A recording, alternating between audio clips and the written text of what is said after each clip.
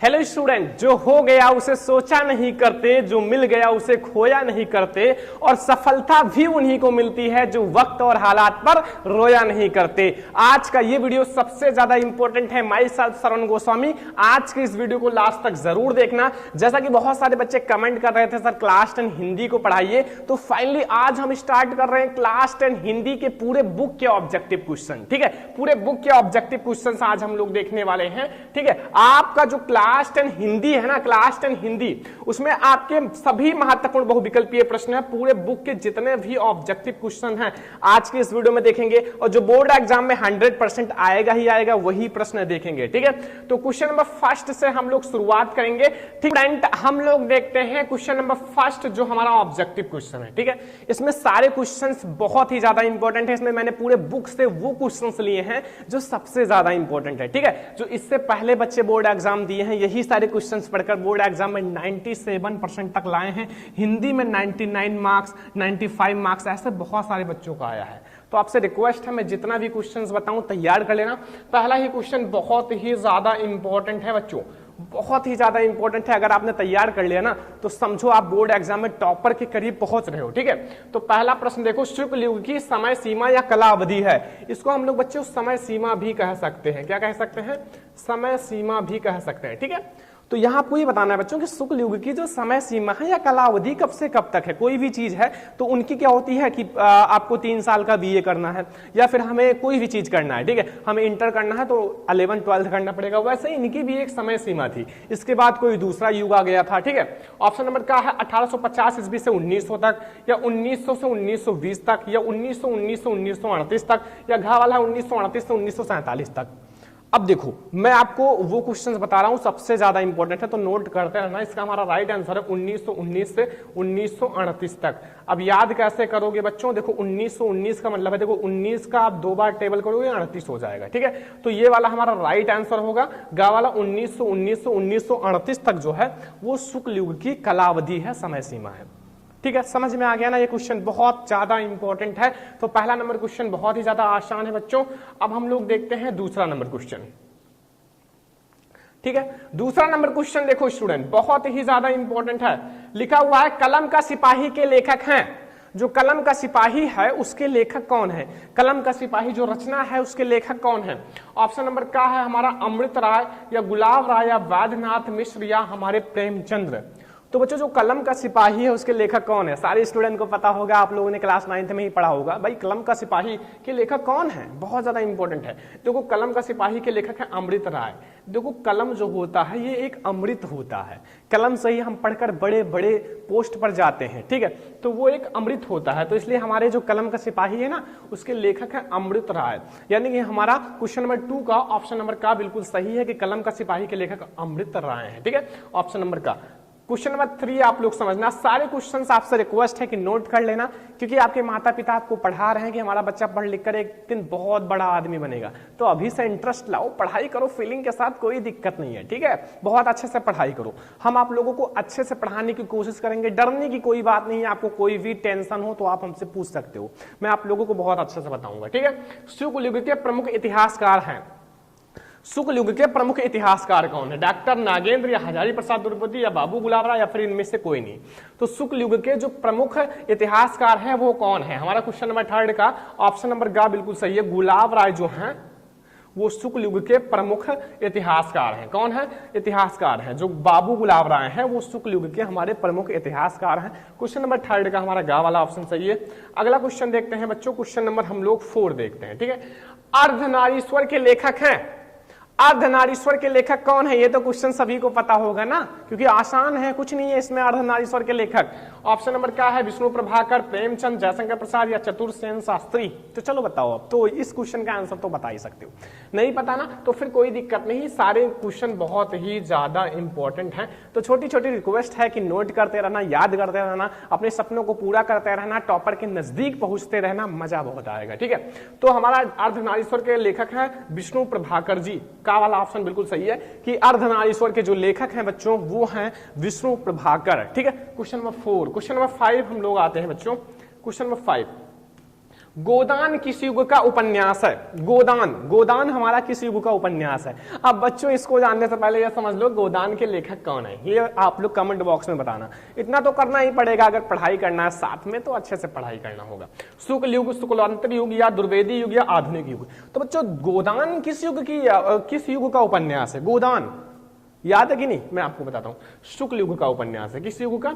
शुक्ल युग का वाला ऑप्शन हमारा बिल्कुल सही है कि जो गोदान है वो हमारा शुक्ल युग का उपन्यास है। ठीक है, समझ में आ गया ना क्वेश्चन नंबर 5 तक। क्वेश्चन नंबर 6 आप लोग ध्यान से देखना, सारे क्वेश्चन रिक्वेस्ट है कि नोट करते रहना। क्वेश्चन नंबर 6 है, उपन्यास जो है भूले बिसरे चित्र के लेखक हैं। बहुत ज्यादा इंपॉर्टेंट क्वेश्चन है, मजा आएगा पढ़ने में। सारे क्वेश्चंस आप लोग पढ़ते रहो, ठीक है, वीडियो लास्ट तक देखना, आपको सारे क्वेश्चंस रिवीजन हो जाएंगे, याद हो जाएंगे, फिर आप लोग बोर्ड एग्जाम में एक भी क्वेश्चन छोड़कर नहीं आओगे। ठीक है, तो प्रेमचंद्र, भगवती चरण वर्मा, यशपाल या वृंदावन लाल, ठीक है, ये आपका बहुत ज्यादा इंपॉर्टेंट है। तो उपन्यास जो है भूले बिसरे चित्र के लेखक कौन है? तो वो है बच्चों भगवती चरण वर्मा। खा वाला ऑप्शन सही है कि जो हमारा उपन्यास है भूले बिसरे चित्र, इसके जो हमारे लेखक हैं वो है भगवती चरण वर्मा जी।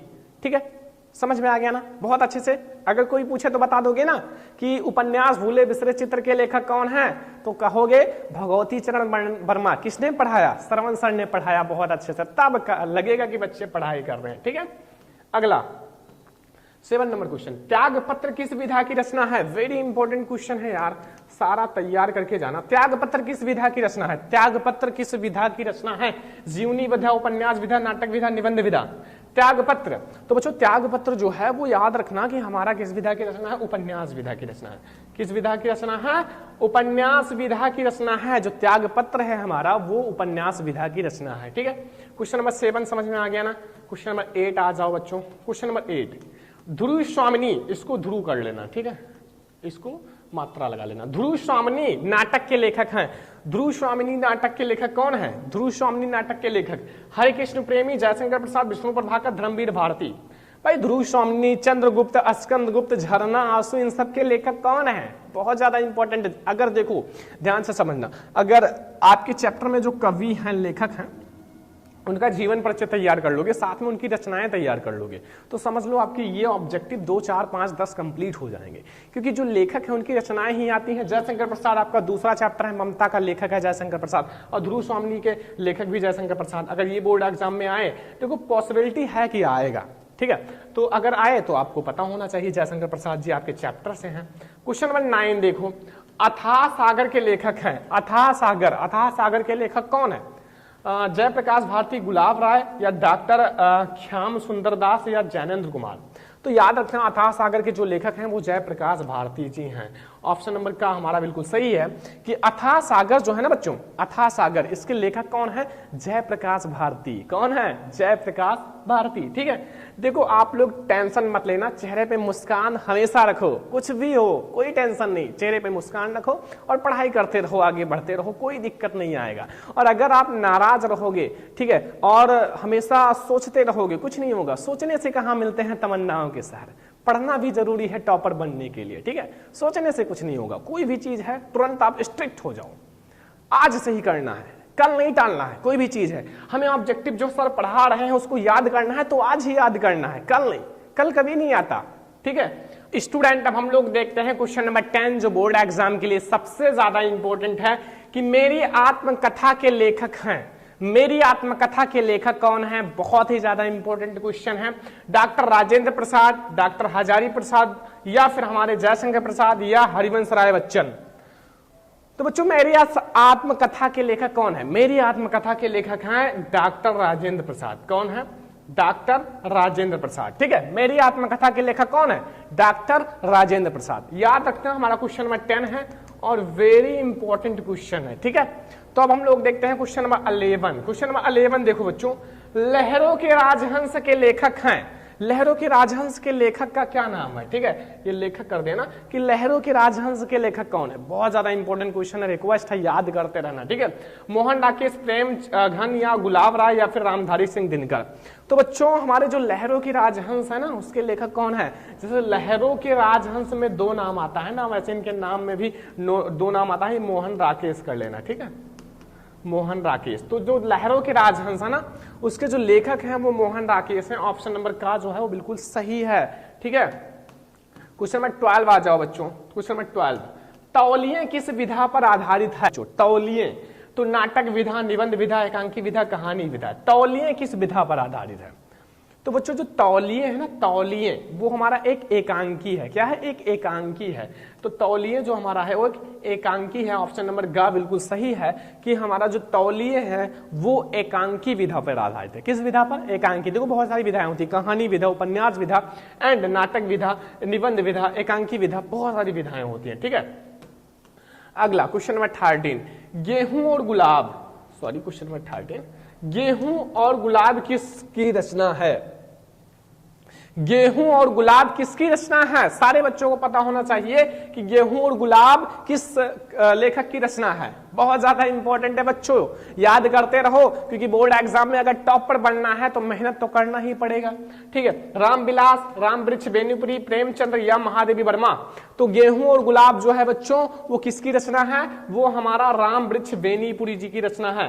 रामवृक्ष बेनीपुरी जी की रचना है। Question number 13। ठीक है, क्वेश्चन नंबर 14 देखते हैं बच्चों। क्वेश्चन नंबर 14 देखो कि भगवत शरण उपाध्याय जो है द्वारा रचित निबंध कौन सा है? भगवत शरण उपाध्याय द्वारा ठूठा आम, ठेले पर हिमालय, दृष्टिकोण या नदी के द्वीप। तो भगवत शरण उपाध्याय द्वारा जो रचित निबंध है बच्चों वो हमारा है ठूठा आम।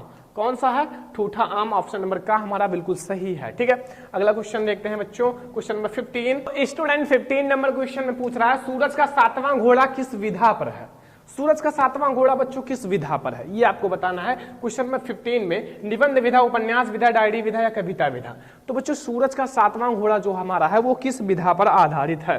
तो याद रखना जो सूरज का 7वां घोड़ा है वो उपन्यास विधा पर आधारित है। किस विधा पर? उपन्यास विधा पर आधारित है। ठीक है, सूरज का 7वां घोड़ा किस विधा पर आधारित है? उपन्यास विधा पर। ठीक है, अगला क्वेश्चन देखते हैं बच्चों। अगला हमारा है 16 नंबर क्वेश्चन, ये रस मीमांसा के लेखक। बच्चों अब इसका तो आंसर बता दो, क्योंकि ये पहला ही चैप्टर है। अगर हिंदी में आपने पहला ही चैप्टर नहीं पढ़ा है, पहला ही पाठ नहीं पढ़ा है, तो फिर आपने पढ़ा क्या? पहला चैप्टर आचार्य रामचंद्र शुक्ल जी का मित्रता चैप्टर। आचार्य रामचंद्र शुक्ल जी इसके लेखक हैं। ऑप्शन नंबर का बिल्कुल सही है। ठीक है, तो जो हमारे रस मीमांसा है इसके लेखक कौन है? आचार्य रामचंद्र शुक्ल। और चिंतामणि जो है इनकी एक बहुत ही प्रसिद्ध रचना है, उसके भी लेखक आचार्य रामचंद्र शुक्ल जी हैं। ये दोनों बोर्ड एग्जाम में आते हैं। ठीक है, याद रखना।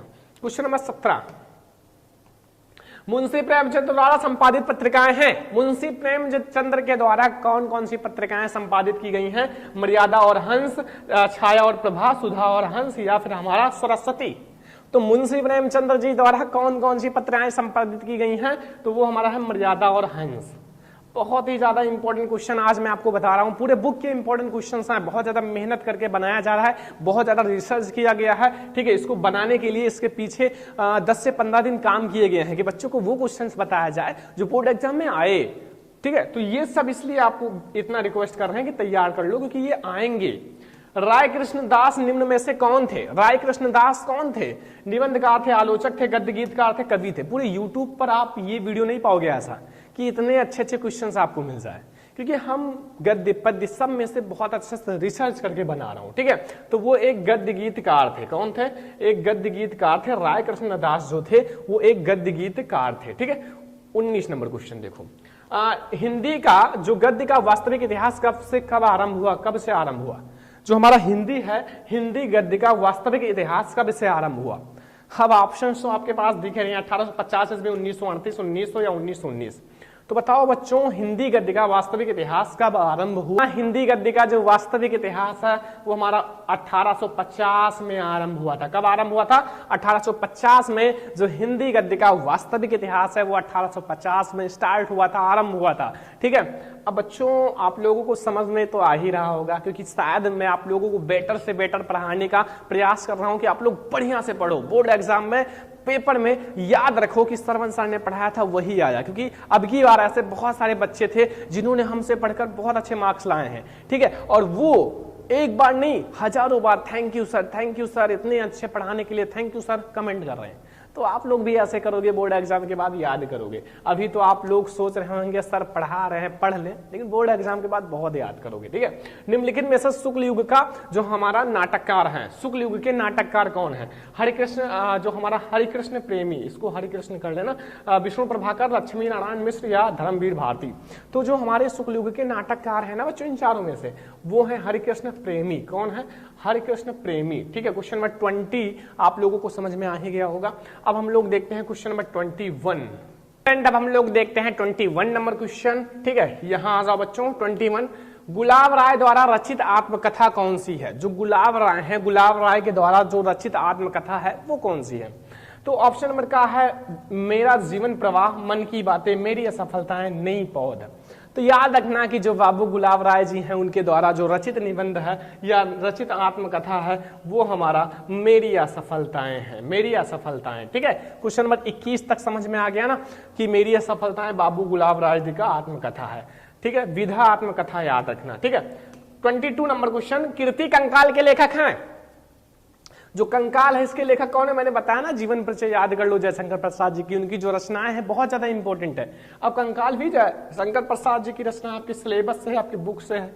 ठीक है, 23 नंबर क्वेश्चन आ जाओ बच्चों। निम्नलिखित में से रीति काल की समय सीमा, ठीक है, रीति काल की समय सीमा बताना है। अब सोचोगे यार क्या हो सकता है, कुछ नहीं यार, याद कर लो, अभी बता रहे हैं। 1643 ईस्वी से 1843 तक, या 1343 से 1643 तक, 743 से 1343 या 1843 से अब तक।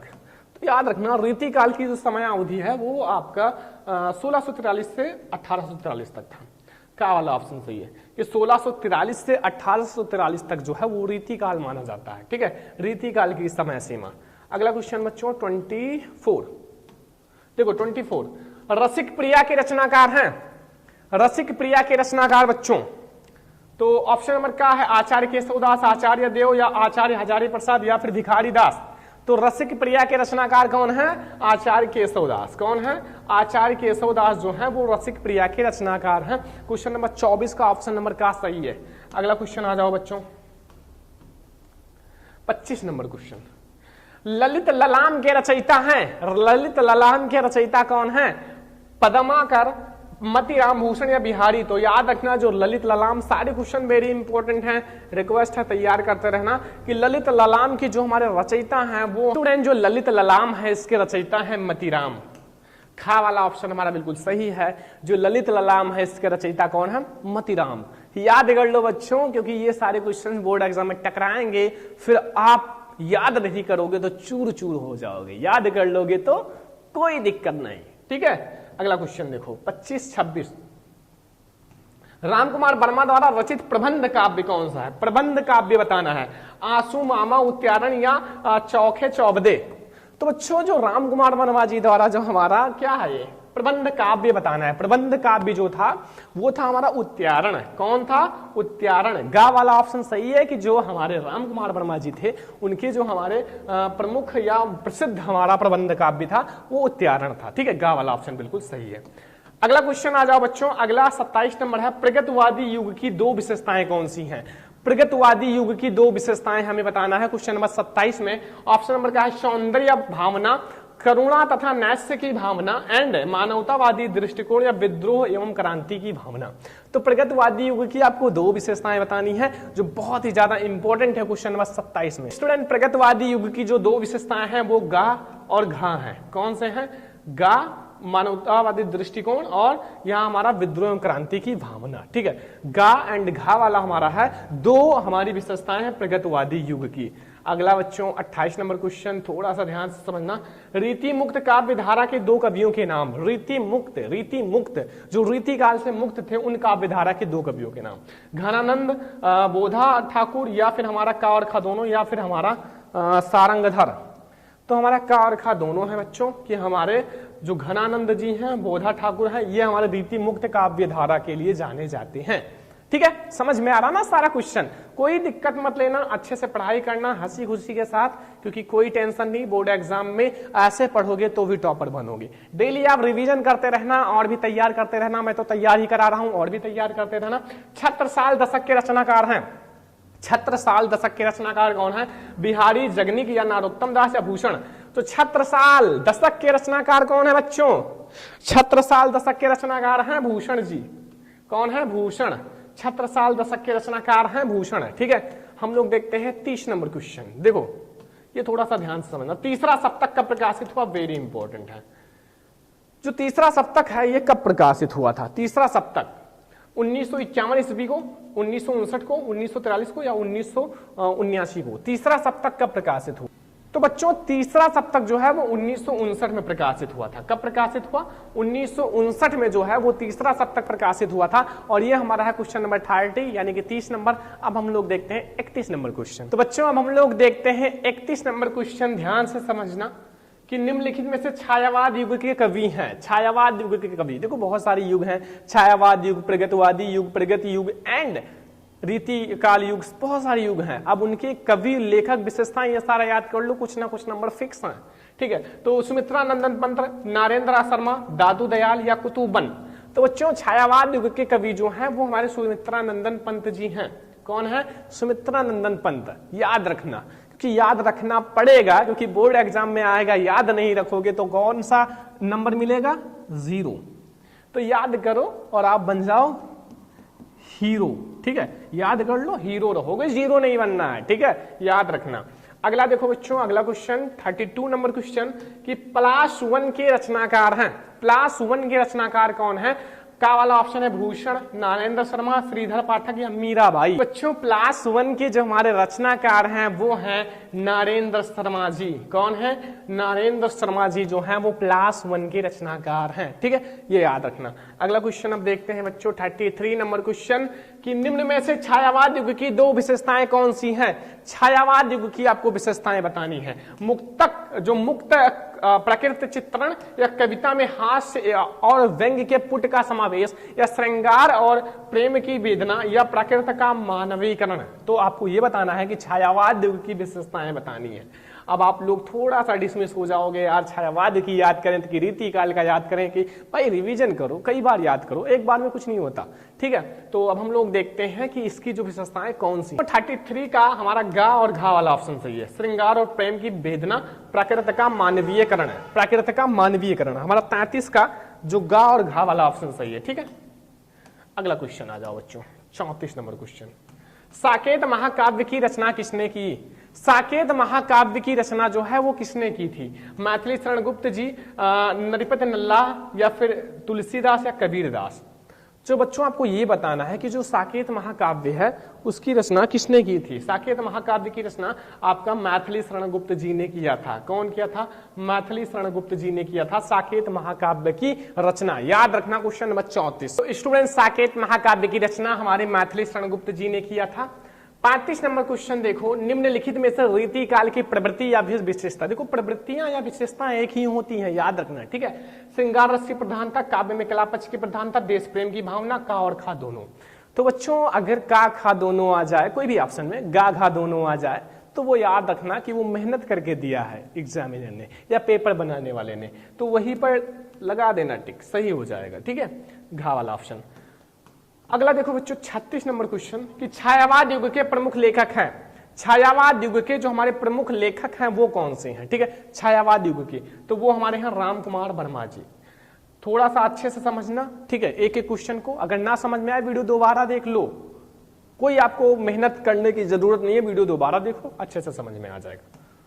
अगला क्वेश्चन 37 नंबर, प्रगतवादी युग की कलावधि है। कलावधि का मतलब समय सीमा, मैंने बताया कुछ ऐसी समय सीमा याद कर लो जो बहुत ज्यादा इंपॉर्टेंट है। प्रगतवादी युग, रीतिकाल युग, छायावाद युग, ये सब आएंगे। ठीक है, तो 1936 से 1943 तक, या 1850 से 1900 तक, या 1943 से 1953 तक, या 1953 से 1960 तक।